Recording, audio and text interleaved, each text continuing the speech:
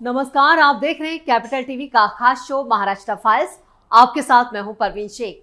आपको बताएंगे क्या उद्धव ठाकरे को जेल भेजने की हो रही है तैयारी, क्यों उद्धव के सांसद हुए बागी, क्यों एक मंच पर आए राज ठाकरे और एकनाथ शिंदे, कांग्रेस नेताओं ने कैसे बढ़ाई राहुल गांधी की टेंशन और छगन भुजबल को लेकर क्यों बना हुआ है सस्पेंस।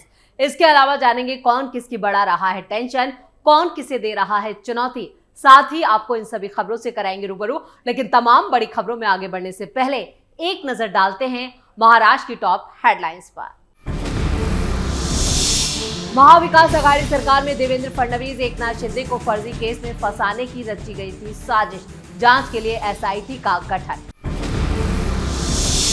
महाराष्ट्र में टूटेंगे उद्धव ठाकरे के सांसद, शिवसेना का ऑपरेशन टाइगर, मंत्री उदय सामंत का बड़ा दावा। राज ठाकरे ने उद्धव को दिया झटका, डिप्टी सीएम एकनाथ शिंदे के साथ एक मंच पर आए नजर। महाराष्ट्र कांग्रेस के नेताओं ने बढ़ाई राहुल गांधी की टेंशन, कई नेताओं ने एकनाथ शिंदे से की मुलाकात, पार्टी में लग सकती है इस्तीफों की होड़। राज्यपाल बनाए जाने की चर्चा पर एनसीपी नेता छगन भुजबल का बड़ा बयान, बोले मेरे मुंह पर ताला लगाना है। खबरों में सबसे पहले बात उद्धव की बढ़ती मुश्किलों की। देवेंद्र फडणवीस और एकनाथ शिंदे से जुड़े एक झूठे केस की जांच के लिए विशेष जांच दल यानी एसआईटी का गठन किया है। मामला उद्धव ठाकरे की अगुवाई वाली महाविकास आघाड़ी सरकार के वक्त का है।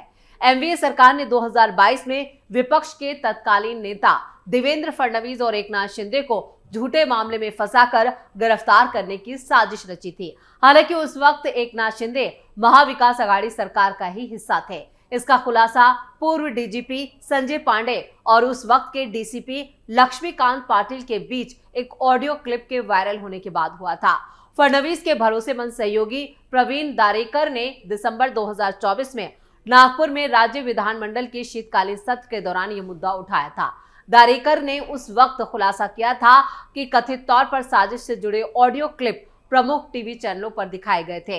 अब एसआईटी जांच का आदेश दिया गया और इसी से जुड़े 28 जनवरी को कैबिनेट मंत्री शंभूराजे देसाई ने विधानसभा में घोषणा की कि इस जांच की जिम्मेदारी मुंबई पुलिस के joint commissioner law and order Satyanarayan Chaudhary को सौंपी गई है।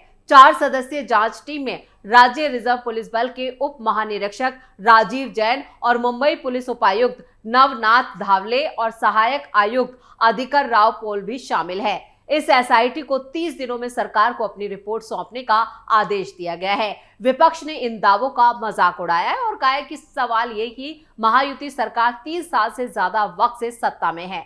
महायुति को 3 साल बाद इस मुद्दे को उठाने की जरूरत क्यों महसूस हुई है? दरअसल नवंबर 2019 से जून 2022 तक महाविकास आघाड़ी सरकार के दौरान मौजूदा मुख्यमंत्री देवेंद्र फडणवीस और महाराष्ट्र विधानसभा में नेता प्रतिपक्ष थे, जबकि एकनाथ शिंदे शहरी विकास मंत्री के रूप में राज्य मंत्रिमंडल का हिस्सा थे। जून 2022 में शिंदे ने उद्धव ठाकरे के खिलाफ बगावत कर दी और एनडीए सरकार को गिराकर खुद मुख्यमंत्री बने। इसके बाद फडणवीस को शिंदे की डिप्टी सीएम के रूप में नियुक्त किया गया है और एसआईटी जांच से उद्धव और शरद पवार की अब दिक्कतें बढ़ सकती हैं। अगर इसमें उद्धव की भूमिका सामने आती है तो उन्हें जेल भी जाना पड़ सकता है और एसआईटी टीम का जो गठन किया गया है उसको लेकर विपक्ष में हड़कंप मचा हुआ है। खबरों में आगे बढ़ते हैं। महाराष्ट्र के राजनीतिक गलियारों में चर्चा है कि उद्धव ठाकरे के विधायक और सांसद टूट जाएंगे। कहा यह भी जा रहा है कि शिवसेना ने ऑपरेशन शिव धनुष और ऑपरेशन टाइगर जो है उसे शुरू कर दिया है। महाराष्ट्र में ऑपरेशन धनुष्मान की चर्चा के बीच यह भी पता चला है कि शिंदे की शिवसेना की नजर उद्धव ठाकरे गुट के सांसदों पर है। अब शिवसेना के सीनियर नेता और मंत्री उदय सामंत ने भी इससे जुड़ा बड़ा दावा किया है। सामंत ने कहा है, कुछ लोग जो कहते हैं कि वो शिंदे की शिवसेना में आएंगे, लेकिन हम उन्हें स्वीकार नहीं करेंगे। हम अपना मिशन आस्ते कदम पूरा करेंगे। पहले हमारे संपर्क में सांसद हैं, उनको प्राथमिकता देंगे और 23 जनवरी को होने वाला ऑपरेशन तकनीकी कठिनाइयों के कारण फिलहाल रोक दिया गया है। हमारा ऑपरेशन शिव धनुष और ऑपरेशन टाइगर चल रहा है। सांसद पार्टी में शामिल होने वाले हैं। तकनीकी मामलों में दिक्कतें आ रही हैं, इसलिए अब समय आ गया है कि पहले पार्टी पदाधिकारी आएंगे, फिर सांसद आएंगे। अब उदय सामंत के इसी दावे पर संजय राउत ने भी पलटवार किया है। उन्होंने कहा है कि आप ऑपरेशन टाइगर में उदय सामंत का नाम ले रहे हैं, लेकिन ये पता नहीं है कि उदय सामंत की सर्जरी कब होगी। बीजेपी उदय सामंत को अपने पास लेने की सोच रही है। उदय सामंत के साथ 20 विधायक हैं। राउत ने आशंका जताई कि कब कौन सा ऑपरेशन होगा ये उदय सामंत को भी पता नहीं चलेगा। उद्धव ठाकरे के 9 सांसद हैं, वहीं एकनाथ शिंदे के पास 7 सांसद हैं। एकनाथ शिंदे गुट का दावा है कि यूबीटी के 6 सांसद उनके संपर्क में हैं और हम जल्द ही धमाका करने वाले हैं। 23 जनवरी को भी बाला साहब ठाकरे की जयंती के मौके पर शिंदे गुट ने दावा किया था कि बड़ा सियासी भूकंप आएगा, लेकिन ऐसा कुछ भी नहीं हुआ। हाल ही में हुए विधानसभा चुनाव में शिंदे गुट ने 57 सीटों पर जीत हासिल की है, जबकि उद्धव ठाकरे की पार्टी को महज 20 सीटों पर कामयाबी मिली है। यानी इस शर्मनाक हार के बाद उद्धव ठाकरे के नेता लगातार उनका साथ छोड़ रहे हैं। अभी निचले स्तर के जो नेता हैं वो शिंदे गुट में जा चुके हैं, जिनकी संख्या सैकड़ों में बताई जा रही है और अब शिंदे गुट की नजर उद्धव ठाकरे के सांसदों और विधायकों पर है।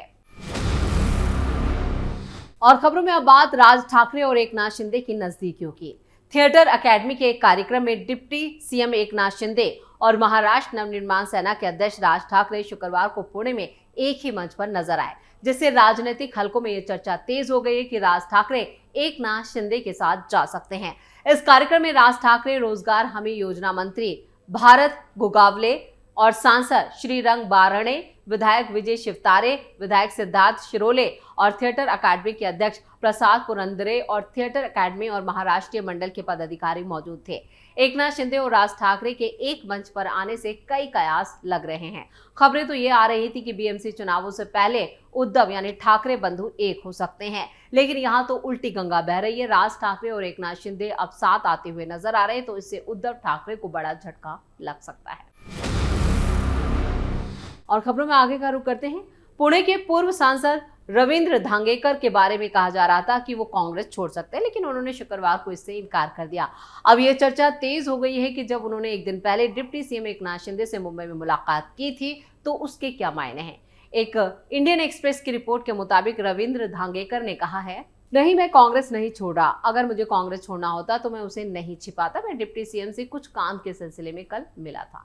दरअसल शिवसेना ने हाल ही में ऑपरेशन टाइगर शुरू किया है, जिसका मकसद कांग्रेस, एनसीपी, एसपी और शिवसेना यूबीटी के नेताओं को पार्टी में शामिल करना है और इसकी जिम्मेदारी शिवसेना के सीनियर नेता उदय सामंत को दी गई है। महाराष्ट्र में शिवसेना और एनसीपी के बंटवारे के बाद से ही दल बदल का जो सिलसिला है वो लगातार जारी है। लोकसभा चुनाव और विधानसभा चुनाव के दौरान भी दल बदल काफी तेज हो गया था।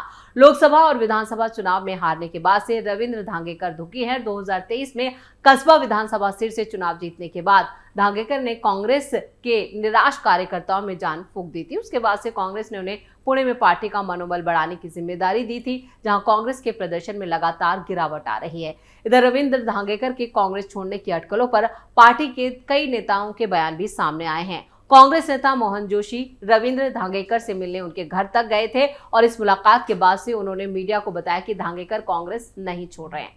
उन्हें डिप्टी सीएम एकनाथ शिंदे से कुछ काम के सिलसिले में मुलाकात की थी, इसलिए उनसे वो मिलने भी गए थे। लेकिन कयासों का जो बाजार है वो काफी गर्म है। न सिर्फ यहाँ पर कांग्रेस के पूर्व सांसद बल्कि कई मौजूदा विधायक भी बताए जा रहे हैं, या तो वो बीजेपी में जा सकते हैं या फिर शिंदे गुट में शामिल हो सकते हैं।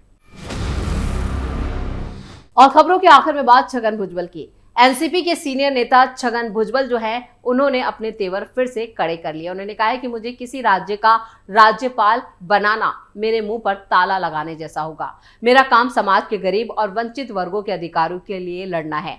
उन्होंने तेलगी स्टैंप पेपर घोटाले और कुछ आरोप सामने आने पर जल्दबाजी में उनका इस्तीफा मांगने के लिए शरद पवार पर भी हमला किया। साथ ही छगन भुजबल ने देवेंद्र फडणवीस सरकार में मंत्री नहीं बनाए जाने पर सार्वजनिक रूप से नाराजगी जाहिर की है। छगन भुजबल ने एक शैक्षणिक संस्थान के कार्यक्रम में कहा है कि मुझे राज्यपाल का पद देना मेरे मुंह पर ताला लगाने जैसा होगा। मैं राज्यपाल के रूप में क्या करूंगा? मेरा काम गरीब और वंचित वर्गों के अधिकारों के लिए लड़ना है। क्या मैं राज्यपाल बनने के बाद उस लड़ाई को जारी रख पाऊंगा? भुजबल ने साफ किया है कि वो राज्यपाल के पद का अनादर नहीं कर रहे हैं। उन्होंने ये भी कहा कि गवर्नर का पद देने से वो ओबीसी और दूसरे समुदायों के अधिकारों और आरक्षण के लिए काम नहीं कर पाएंगे। वहीं जब उनसे ये पूछा गया है कि वो बीजेपी के साथ गठबंधन करते हुए फूले और शाहू अंबेडकर की विचारधारा को कैसे बनाए रखने की योजना बना रहे, तो उन्होंने कहा इस विचारधारा को अब व्यापक रूप से अपनाया गया और शिंदे के नेतृत्व वाली सरकार में यहाँ पर मैं और अजीत पवार के महायुति में शामिल होने से पहले ही यहां पर मैंने उस वक्त देवेंद्र फडणवीस से मंत्रालय में महात्मा फुले और सावित्रीबाई फुले के चित्र लगाने का भी अनुरोध किया था। उन्होंने फौरन इस पर कार्रवाई। भुजबल ने बताया है कि भिडेवाड़ा में फुले स्मारक परियोजना भी अमल में लाई गई है। अगर लोग मेरी बात सुनते हैं, मेरी मांगों को पूरा करते हैं तो मुझे बीजेपी के साथ काम करने में कोई समस्या नहीं। उन्होंने सवाल किया कि अगर वो बीजेपी का समर्थन करते हैं और फुले, शाह और अंबेडकर के दिखाए रास्ते पर चलते हैं तो मुझे उनके साथ काम करने में कोई भी समस्या क्यों होगी। तेलगी स्टैम्प घोटाले के बाद डिप्टी सीएम के पद से उनके इस्तीफे के बारे में पूछे जाने पर भुजबल ने कहा, उन्होंने गृह मंत्री के रूप में पूरे मामले को उजागर किया जिसमें शामिल लोगों के खिलाफ मकोका लगाया गया। मेरे खिलाफ कुछ आरोपों के बाद शरद पवार ने मेरा इस्तीफा मांग लिया और मैंने 2 घंटे के भीतर डिप्टी सीएम के पद से इस्तीफा दे दिया, जबकि बाद में मैंने सुप्रीम कोर्ट का दरवाजा खटखटाया और अनुरोध किया कि मामले की सीबीआई से जांच कराई जाए। उन्होंने कहा कि सीबीआई ने जांच की और निष्कर्ष निकाला कि घोटाले में मेरी कोई भूमिका नहीं थी। हालांकि भुजबल ने कहा कि भले ही मैंने इस्तीफा दे दिया और केंद्रीय जांच ब्यूरो की जांच में मुझे क्लीन चिट दे दी गई हो, लेकिन घोटाले की वजह से अभी भी मेरी छवि प्रभावित होती है। इससे कयास लगाए जिस तरह से राज्यपाल पद को लेकर उन्होंने इनकार किया है तो ये साफ है कि बीजेपी में वो जा सकते हैं, क्योंकि अजीत पवार उन्हें यहाँ पर मंत्री पद नहीं दिया, जिससे वो काफी नाराज नजर आ रहे हैं और लगातार वो फडणवीस के साथ कई मंच शेयर कर चुके हैं, जिससे ये भी कयास है कि वो जल्द बीजेपी का दामन थाम सकते हैं। इसी के साथ महाराष्ट्र फाइल्स में खबरों का सिलसिला यहीं खत्म करते हैं। बाकी खबरों के लिए आप जुड़े रहिए कैपिटल टीवी के साथ। इसके साथ ही वीडियो को लाइक करें, शेयर करें और कैपिटल टीवी को सब्सक्राइब जरूर करें। धन्यवाद।